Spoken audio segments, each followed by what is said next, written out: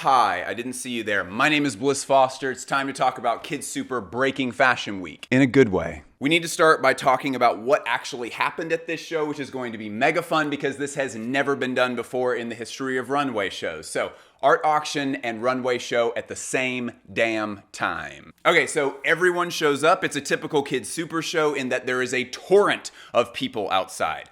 We get inside the venue and are handed paddles with numbers on them. Everyone takes their seats in a large room filled with paintings by Dr. Colm Dillane. We are joined by Lydia Fenet on the stage, who is an incredible auctioneer. I'm a professional auctioneer. I've been an auctioneer since the age of 24. Was there anything that made this different than a typical auction?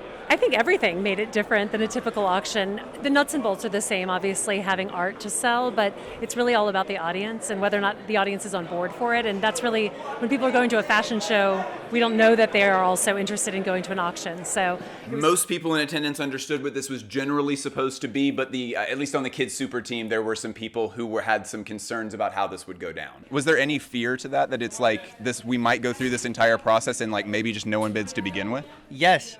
Crickets. This might be fun or catastrophic. And at the beginning, the issue is the models were walking for a minute. That I timed it, or look with the walk, and a minute's a long time. And I was like, if they go like 2,000 and one person raises their hand and we just sit at 2,000 for 25 minutes, scary times. And I gotta be honest, I thought this was more of a performance art thing. I didn't actually think that there would be a real auction, and if there was, I didn't think there would be a lot of real bidding going on. And that last piece that went for $210,000 was so fantastic. I did appreciate that at one point you encouraged the audience, you're like, you can clap now. Like, this is a lot of money. Everyone is allowed to clap, yeah. Selling to you, sir, for $210,000. Congratulations. So yeah, I was wrong on both accounts. There was definitely a real auction and there was definitely real bidding going on. I should also probably clarify that I'm going to be showing clips of my interview with Colm Dillane, the designer at KidSuper. We had a really interesting start to that interview. I was scheduled to have some time with him after the show, and one of the employees was like, "Oh yeah, I think he's back here on the floor." And I was like, "On the floor? What does that mean?" And he was like, "You'll find out." Colm, you seem comfortable. Can I just lay down next to you? Excellent. All right. Hey, you know how I don't make any videos that are like essence hauls or 5 great t-shirts for spring or all of the like really any of like the really low effort content kind of stuff that YouTube is sort of known for? Well, the reality is that videos like that are the things that make YouTubers money. And I would rather go get a job anywhere rather than, oh, hang on. I would rather not do that than to make videos like that. But what that means is that YouTube just doesn't pay me any money, really. I get paid a little bit, but it is nowhere close enough to like actually sustain this as my income. So the only way that I'm able to continue making videos full time is if you join the Patreon. Oh my gosh, so close. Join the Patreon, please. It's just a few bucks It's just a few bucks a month. You get to support independent fashion journalism that you really love, and you also get a bunch of exclusive Yes. That was like my 3rd time doing that ever. I'm really happy. You get a bunch of exclusive content. You get to join the greatest fashion community on the internet. My private Discord server is full of knowledgeable, welcoming people. It's an incredible place for beginners, and it's a really good place for people who are like, I am advanced pattern making guy. Like, everybody can hang out there. It's just like a huge fashion friends group chat. It's incredible. Go join it up. Patreon.com/BlissFoster. The link is always in my descriptions. Go do that right now. That went really well. So in total, we had 23 pieces of art and 23 outfits. Each look of the runway show was based completely off of the painting that was shown at the same time. Interestingly, Colm did have to edit the paintings a good bit in order to make them work for their respective outfits. Because all of these looks are so maximalist, it's really easy to assume that he just vectorized the paintings themselves and then did an all-over print onto a suit or whatever, but that is not the case with the vast majority of these outfits. Just by looking at a lot of them with their respective painting, we can see there was a good bit of editing and curation that had to go on in order to make the runway looks. There were a few really big moments of the show, like the final look where a model busts out of the painting. There was a musical performance for a minute, and then my lifelong dream come true of being in the same room with Kenan Thompson, the titan of SNL. So for anyone not aware, this is Kenan. Hello. This is, I guess, your first show of his that you've attended. Yeah, I'm not a fashion week dude, but this was a lot of fun. First time in Paris and all of that. First time in Paris for real? Yeah. Wow. How do you like it? I love it. Longest running member of the SNL crew of all time, and it's not close. friend of the channel, Kenan Thompson. But yeah, people bid on things and the paintings sold for a lot of money. It was pretty nuts. And the paintings being moved added this extra element of like, oh my gosh, there's so many people running around.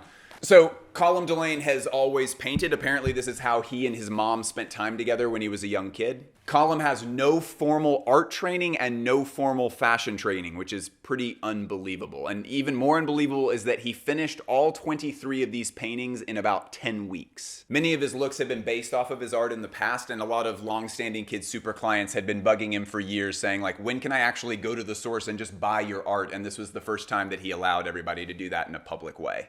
Okay, so to dive deeper into this show, kind of move past the press release, we need to talk about the center of the maximalist aesthetic that Colm has pushed for so long through KidSuper, and that is using his painted art as part of his fashion art. And I like Colm's paintings a lot, actually. This is my first exposure to them other than seeing them on his clothes, and I really like his style. He told me that he's really inspired by the non-finito movement, which just means unfinished. Usually that applies to sculptures or paintings. You've probably heard about that movement with like Michelangelo or Donatello's work, where they had statues that seem to be emerging out of the block of stone, but they aren't quite finished, and they look sort of like they're struggling to get out. I don't actually remember what these look like, so I don't know if I'm actually imitating this well or if I don't know. I'm a bear. Could we actually cut that out? I don't feel like the bear thing was all that funny. There's some paintings by Dillane, like this one, Final Lap, that seems to be in conversation with painting legends like Ramon Casas. And Colm's work overall seems to be inspired by the Fauvist movement that was happening around 1900. And the Fauvist movement was known for the things that are most apparent when you're looking at the paintings here, where they're known for these really bright, vibrant colors and these brushstrokes that seem to be full of really intense energy. And Colm's work reflects that as well. Most of these are pictures from cities where there is a lot of movement, people are moving around. But what's interesting is that that energy kind of goes the other way when it comes to my personal favorite stuff by Colm, which is his portraits. There's kind of a somberness to these. There's sort of a dreamlike quality to them that I like a lot. I think it adds a lot to his body of work. And because there's a very selective use of detail with these, it's almost like the memory that you have of someone who's important to you. But what's interesting, kind of another place where he's zigging when everyone else is zagging, is that these characters don't look happy or content the way that you might remember someone that you love. There's like feelings of frustration, there's boredom, there's this kind of anger almost in this one. And there is little hints of Francis Bacon in some of these, especially with the backgrounds. Colm described it to me yeah, I like Francis Bacon. My work is sometimes like him if he wasn't chronically depressed, which I think is accurate. But okay, let's back up real quick. This Runway show, because it is both fully an art auction and it is fully an official calendared Paris Fashion Week show, this feels like a culmination of what KidSuper has been about. And I want to dig into that a little bit more because there is a little bit more here than what we can see just by looking at the Runway video. Art and fashion kind of have always had this weird relationship with each other. Being that fashion is an art form, yeah, fight me, I said art form. Being that fashion is an art form, it makes sense that people who are deep in the industry are also interested in other art forms as well. But mixing painted art and runway fashion in the past has often felt very forced. It works fairly well for t-shirts. I don't know if it looks great, but it at least works in that nothing in our brains feels confused when we see it. And I think that's just because t-shirts have had this long-standing tradition of being placeholders for logos and slogans and, little bits of text or like little jokes and meme weird stuff. We have all just socially accepted that t-shirts can just have lots of things on them and that none of us are going to say anything about it. But when you try to slap a painting onto pants or a blazer or a coat or a skirt or a dress, it gets bad. It looks bad. But I think I know why. Oftentimes, it just has to do with framing and perspective. Paintings are two-dimensional. They don't move. They're meant to sit on a wall, and then you stand in front of it and you look at the thing. Clothes, on the other hand, are fully realized when they're on a human body. And if you're trying to display a single large painted image onto an outfit, it's going to get folded over itself. It's going to get crumpled up. The material might not be perfectly steamed all the time. It's just not going to be a very clean representation of that image, and it just never looks purposeful enough to look good. However, there are some fashion designers who take those challenges and they adapt really well to them. Jun Takahashi of Undercover has arguably made his entire career out of beautifully framing images that he has bought the rights for from other people onto his clothing. He's very sparse, he's very selective, and these clothes aren't great just because these images are so incredible on their own. They're great in a fashion collection because Jun is masterful at framing them on the right garment in the right way. Shout out Voidwalker, by the way. He's filming Undercover's clothes better than Undercover. On the other side of this problem-solving, Rei Kawakubo at Comme des Garçons in the spring 2018 season, she took established images, many of them were paintings, some of them were these anime images, and she kind of pre-distorted them to sort of accommodate the fact that clothes are going to distort the image in the first place. So she got ahead of that problem and distorted them herself. And that way it could continue to look very purposeful and beautiful, but still recognizable as a beloved painting. This still comes down to framing, very masterful framing going on here. But Colm takes this one step further still. Because ultimately, I think the problem with using graphics on non-t-shirt clothes comes down to this. Paintings weren't meant to be shown on a jacket, they were meant to be on a wall. It's always going to feel like a novel that's based off of an awesome movie. It's just like, this is a painting, why are you trying to make it a pair of pants? It was fine as a painting. But this doesn't happen with KidSuper. This collection of clothes that's entirely based off of paintings, it feels very natural. Like these graphics were always meant to end up on a pair of pants or on a jacket or on a shirt. And I think that's because Colm is our first painter fashion designer. And Colm does love being the first to do things. I mean, this has never been done before. This is a completely new place to move runways into. Well, I was also the first to ever do stop motion, even though fucking so that was the first. I was also the first to do the asking people what they want to do before they die, and I was the first to do a TV pilot. So yes, this was the first, but we've done first only. Because Colm is painting and designing the collection on which the paintings will be displayed at the same time, he is able to get ahead of this no painting on clothes problem. And his style of painting is suited so well to being on clothes. That problem of the clothes warping and moving and not displaying the image perfectly the way it would be in 2 dimensions, that problem is solved here because he selectively uses abstract elements in his painting to where it looks more like, honestly, it just kind of looks like this.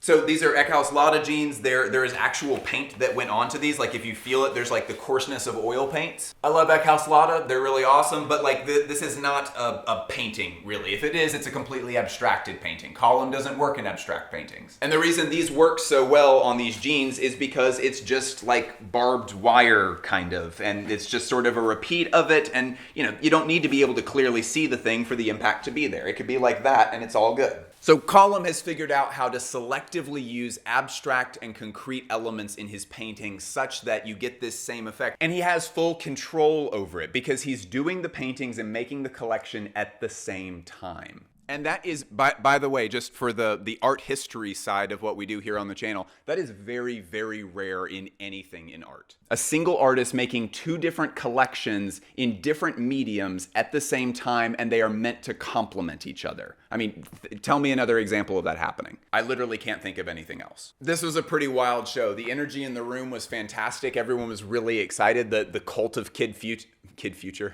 This is a really excellent show. So now the pressure is on. KidSuper has become known as that brand that does something completely new, completely crazy every single season, and that is what we will expect in January. But the problem is now I have to keep one-upping myself. You do. Yeah. Which sucks. Yeah. I have gotten a little bit of a peek into what the future holds for them, and I think it's in good hands. There's some really good ideas brewing in that studio. All right, do we want to try one more kendama trick? I'm going to just sit it right here. Go and join that. Go join that Patreon. Really, the goal is like, I want to be able to get it on the needle and then get it on one of the other sides and then get it back onto the needle really hard. Seriously, starts at $3 a month. Give a little bit more if you can because yeah, I'm like running a whole company over here. There's a lot to do. I go to Paris a few times a year, try to cover everything in the best way possible. If you love the content, support it. I don't have any huge backers, no sponsors. It's just y'all. Huge shout out to everybody that's on there, by the way. I have like the greatest community on earth. I feel extremely lucky. I don't know what I did to deserve the coolest people online, but I got all of them. I have the best audience ever, and I really appreciate y'all. And thank you so much to those of you who are like, my mom won't let me use her credit card. It's all good. I appreciate you being here, and I really appreciate you viewing the videos. Giving me a few minutes of your time every week is pretty nuts. I do not take that for granted. I appreciate it. All right, I'm gonna try this one more time.